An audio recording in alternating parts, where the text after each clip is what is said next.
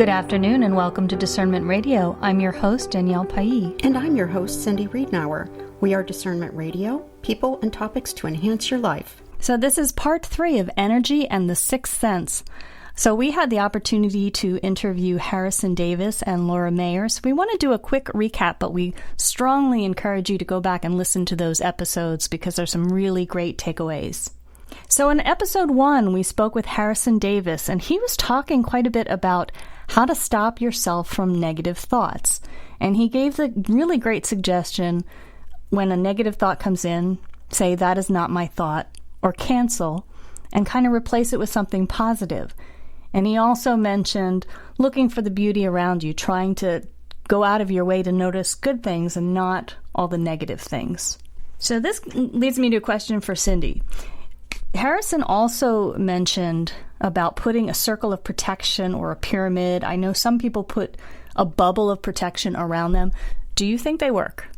I do think they work, and I think that from what I have always learned is that when you consciously protect yourself with energy, and for me, I was always taught to put on what they called a golden dome of protection, which was like a golden mesh, and it could be shaped however you wanted it to be shaped, but it allowed the positive energy to come in and stopped the negative energy from coming in. And if you did it in the morning and you did it at night and you did it with a conscious intention, it would last about 12 hours. So you would protect yourself throughout the day. I have a thought on that, and I want to point it out. So for people who think this is total woo-woo, like, oh, yeah, okay, whatever, circle of protection, I believe that psychologically, if you're envisioning that, for example, if you're going into a meeting with angry people or you're going to a convention where there's so much energy coming at you, and if you find yourself getting agitated, setting that mental intention of having protection around you almost gives you like this fortitude to deal with the situation because you're preparing for it. I agree. Now, yeah, so if you do a circle like I tend, before I do a meditation, I'll tend to do a circle of protection around the house, and I believe it works. The point is whether you believe in divine intervention or just the psychology of it, it's still going to work for you. Some really good takeaways from episode 1, and we'll make sure to post a link so you can tune in. Episode 2, we spoke with Laura Mayer, and she brought up a really interesting point about gene expression shifting, so you need to be a barometer of your stress. So when we talk about epigenetics, it's the gene's tendency to turn on or off for illness, for different things that are anxiety, whatever's going on in your body, and it works so fast that you kind of have to do regular check-ins to ask yourself, am I angry today? Am I anxious today? And have kind of a barometer of your stress. So I really liked that message. And I also liked that she said we get to be the change agents in our cellular makeup. So we can control a lot of how our body is doing and feeling, just by how we think and how we check in.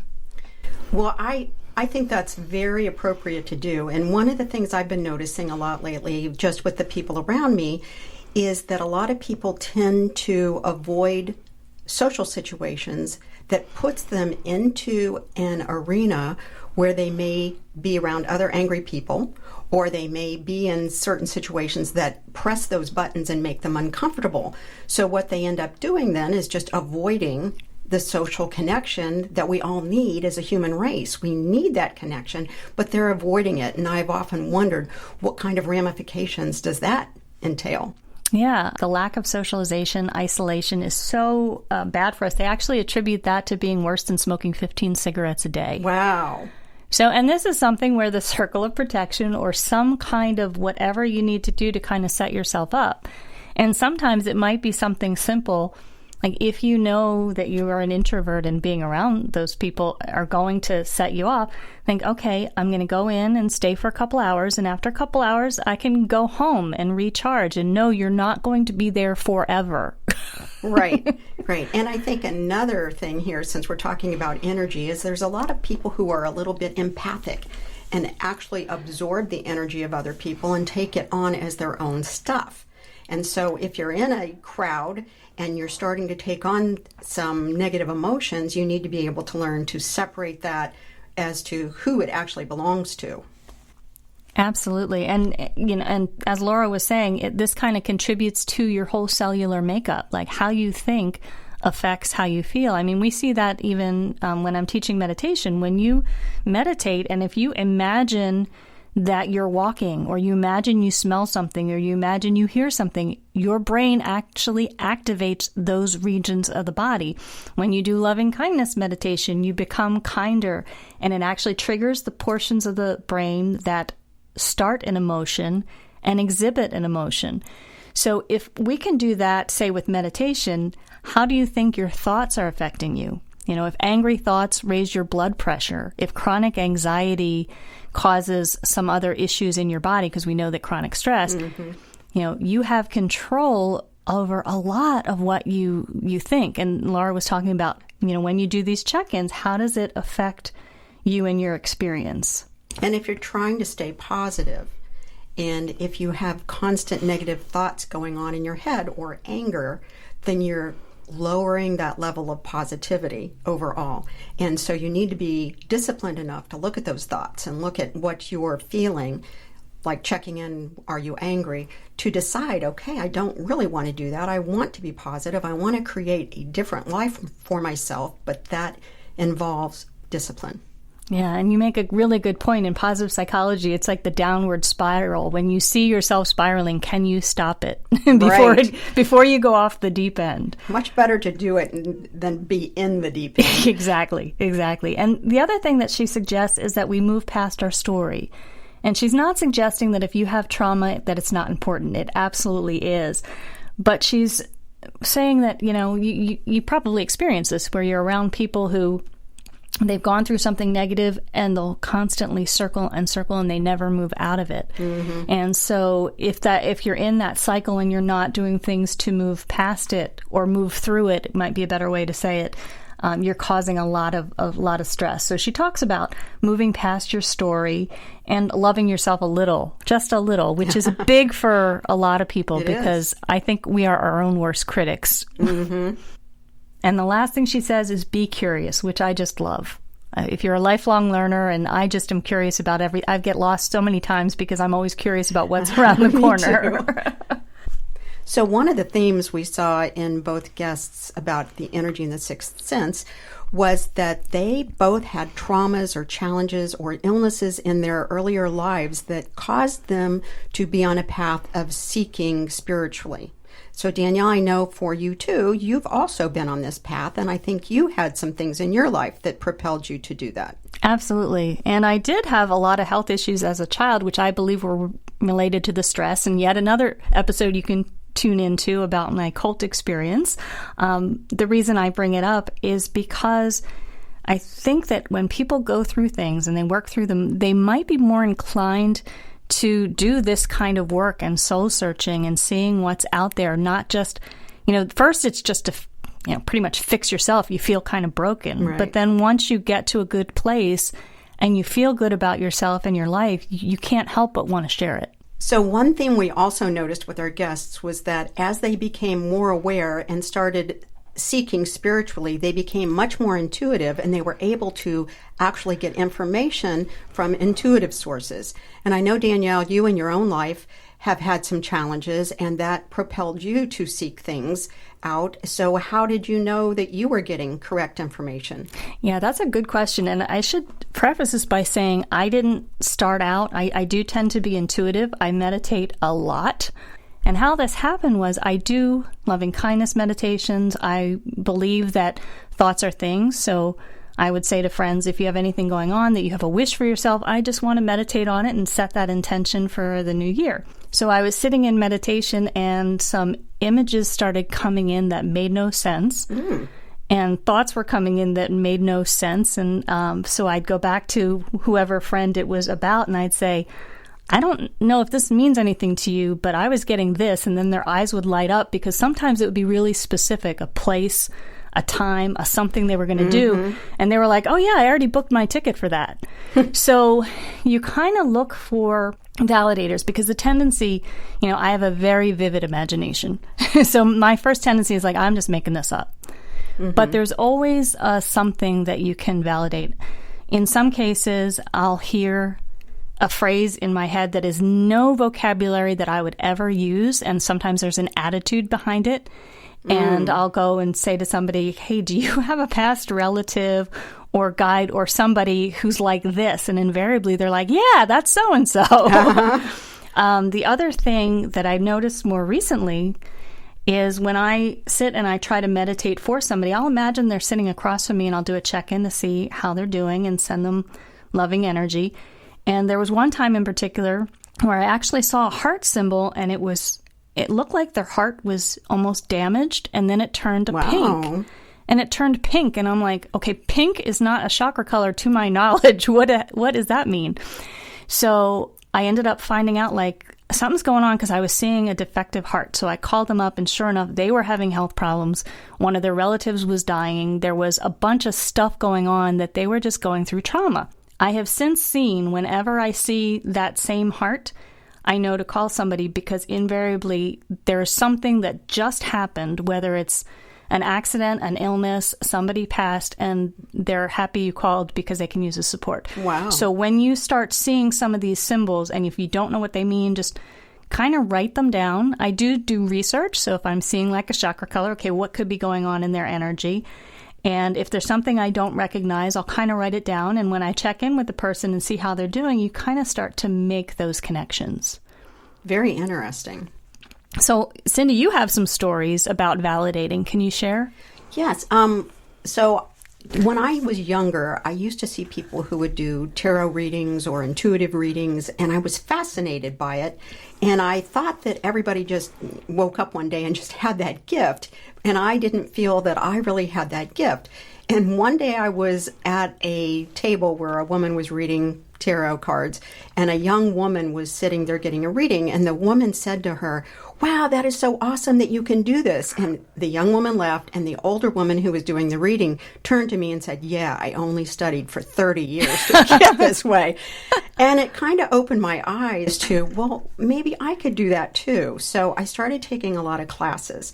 And the great thing about taking classes from people who are great themselves doing intuitive readings and other talents is that you get to be with strangers who are at least open to the information, but they're non-judgmental. And then you get validation because you can be paired with them and try and do sample readings for each other and find the validation. So in one such reading, I had a woman who was young, very attractive, and we're sitting there and we go through a meditation, and then we're supposed to tell her the things that I have picked up about her. And I immediately saw an iceberg, and I heard the word in my head, Antarctica. And I'm looking at this young, attractive woman thinking, how am I going to say this to her? And I almost didn't, because I thought I'm going to sound like a fool. But in the end, I said to her, I'm seeing an iceberg, I'm hearing the word Antarctica. And she gasped, and she just almost jumped, and she said, oh my gosh, my husband was an archaeologist, and we lived in Antarctica. And so that was a huge validation. And another time, I was in a different class, and I was paired with a gentleman. And we were doing a technique called psychometry, where you hold an object that has their energy on it, and we're supposed to see what energy we pick up from that. So I held his wedding ring in my hand, and what I saw inside my head was an airport, but he was with another man, and he was hugging another man, whispering into this man's ear, and they were very emotional with each other. And I thought, how am I going to say that? This is the man's wedding ring. But I did. Turns out that his brother had died, and they took the brother's gold of some kind of jewelry, and he and his wife both had them made into their wedding rings as a way to keep his brother's memory alive. So it wasn't at what all you thought it something was. What I thought, yes. So those kinds of things have stayed with me to enable me to, even if I think I could be wrong, just say, this is what I'm picking up, take it for what it's worth, and let it go. Yeah, this is one that I still struggle with when somebody asks, what do you think? And what I'm picking up is a lot of dysfunction And it's like, you don't want to say to somebody, well, you're kind of wacky, Or in one case, they were asking about relationships, and I was getting a really strong vibe that this woman, and this was not in person, this was remote. So it's not like the person was like sitting right across from me and she was asking my thoughts. And I was picking up that she should be with a woman. But she was asking about men's relationships, and I'm like, well, I don't feel comfortable telling this woman, are you sure about that for you?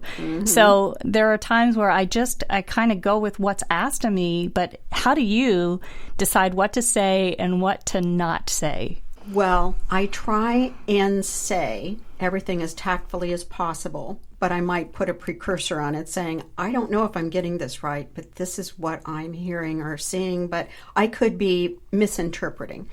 But I do try and tell them what I'm getting. Okay. So another point about validation is I went through an energy healing course, which was over about a year and a half. And in this course, you got the opportunity to validate a lot of things. So I don't actually do those kinds of healings for people, but I do them for friends and family. And in one instance, I was working with a significant other who had bladder cancer. And when this came up, he was not necessarily very open or had any experience with energy healing. But I went through the process, and it's a very specific process where it kind of takes you immediately into almost giving you visual images inside your head of what's going on to someone's body. And what I saw in his bladder area was a bubble of red. And I thought, okay, so I go through the process. I ask for healers that are on the other side, intuitive healers or people in spirit to help. And I saw this Indian woman come up and place her hands over this bubble, and she proceeded to pray over the bubble. So I ended the healing. I really could not tell you if it did anything, but then 2 weeks later he had surgery, and the surgeon came out and he showed me a diagram of exactly where the tumor was in the bladder, and it was the exact same point. Yeah. And not only that, he said it was unusual in that this tumor didn't bleed when he took it out. He was able to scrape it out and there was no bleeding, which was very unusual. So I'd say that's validation. Yeah, absolutely. One of the things that I think is important to mention, you hear a lot of these buzzwords, oh, you have to let go of your ego. Well, they're not talking about you're really full of yourself and you're conceited and you have to put it aside. That's not what they mean. There's a tendency, if you are reading for somebody or if you're meditating and you're getting information yourself, to trust yourself. Am I making it up, or can I trust myself? And there's kind of a fear of doing it wrong. The other thing is people can bring their own experience. Now, I believe that energy attracts energy, so it's quite possible somebody sitting across from me is going to ask a question that relates directly to something that I just experienced, and I can pull in my own, hey, this is not intuitive, this is just what happened to me and I think it'll help you, and then add other elements to it.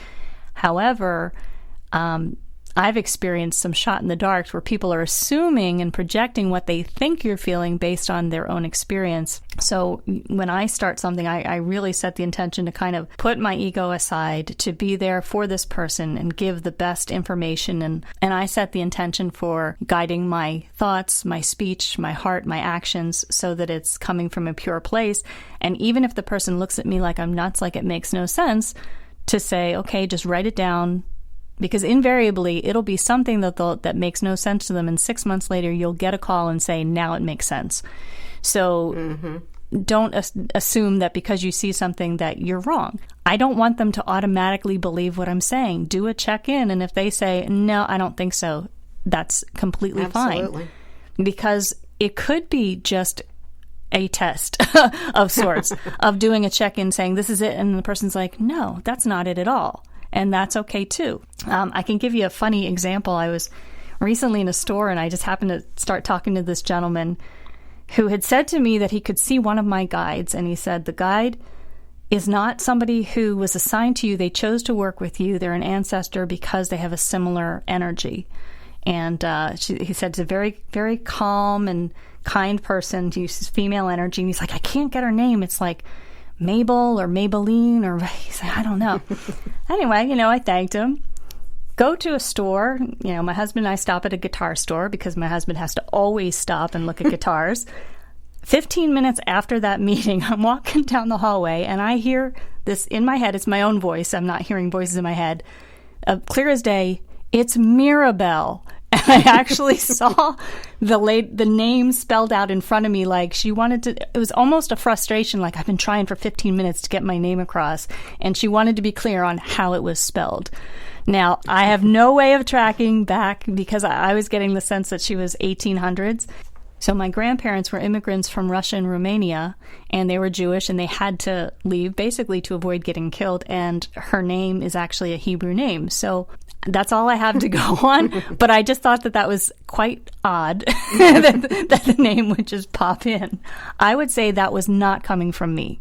Right. And I think that is one way. Like when I see things in my head that I know I could never even imagine, they're coming from somewhere else and not from me and not from the ego. And one way to test this is try to change it. So if you're doing a visualization and you're like, I'm going to walk down this path and something blocks your path and you're trying to mentally change it and you can't, that's usually an indicator that something is being shown to you that is outside of yourself. Right.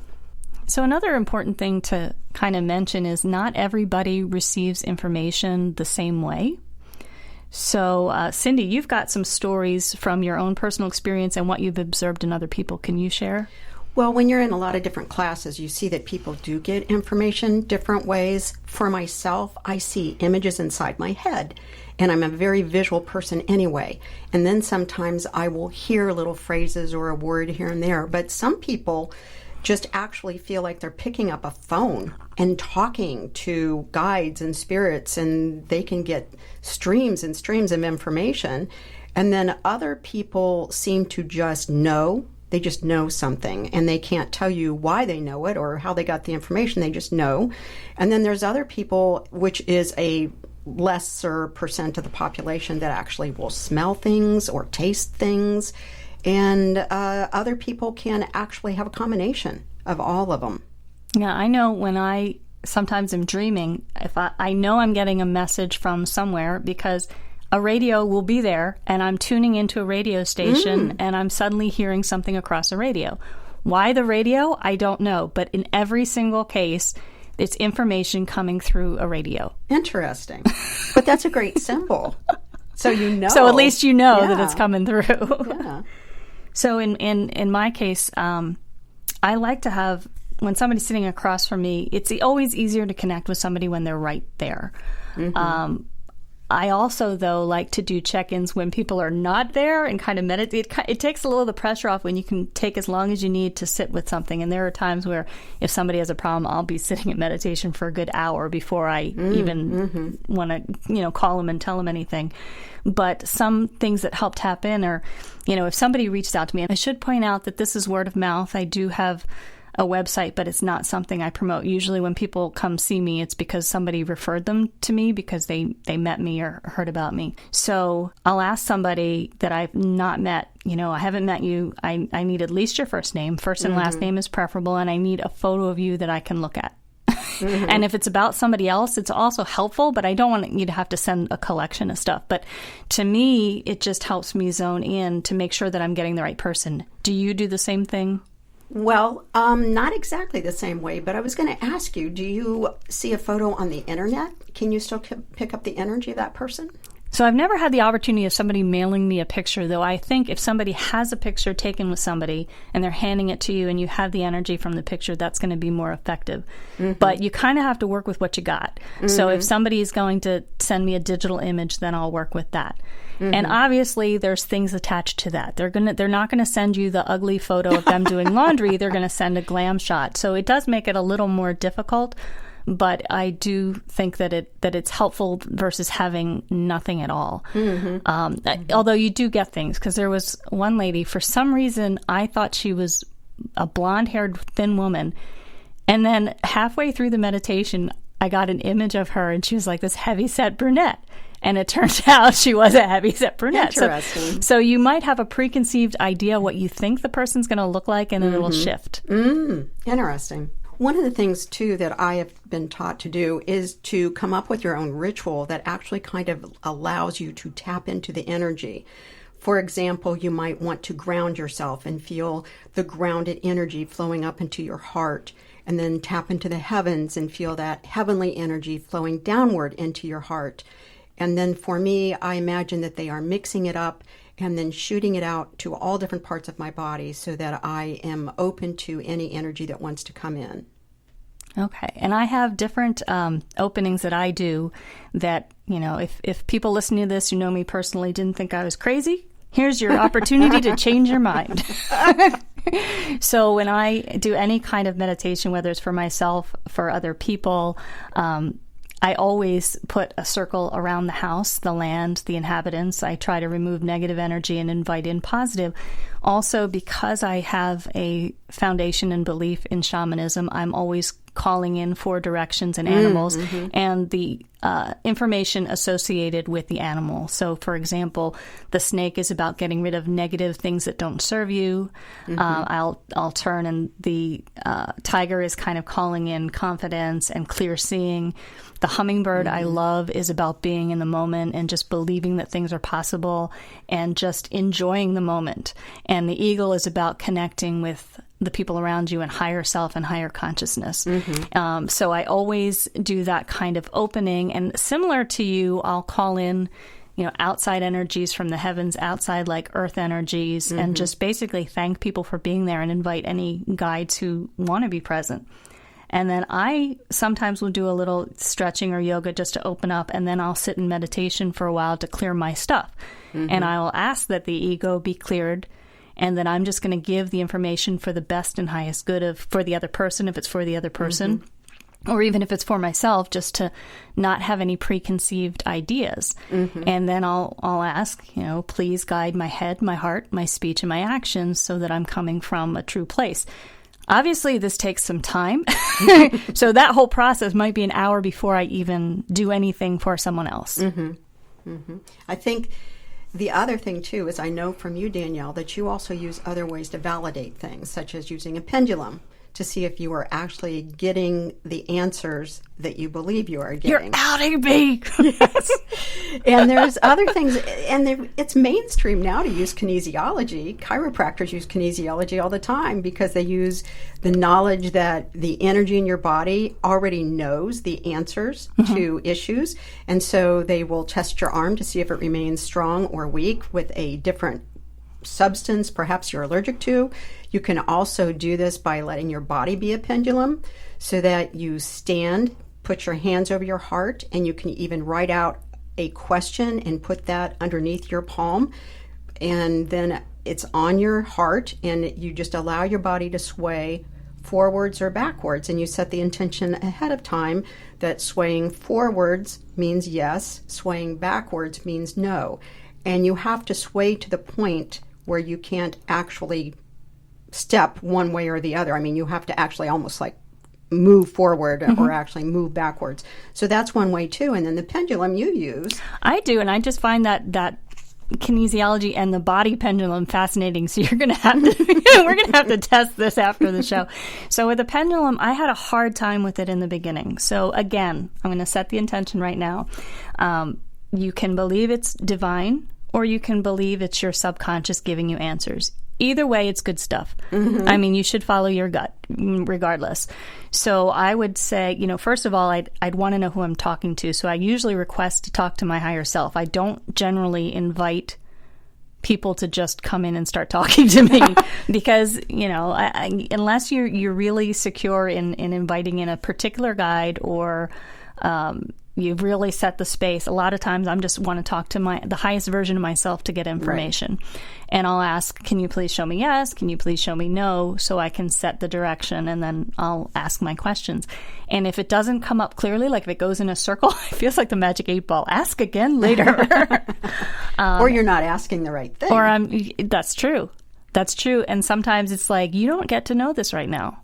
Right. So what I'll typically do is I'll meditate first, and then I'll do the check-in because just as a second base.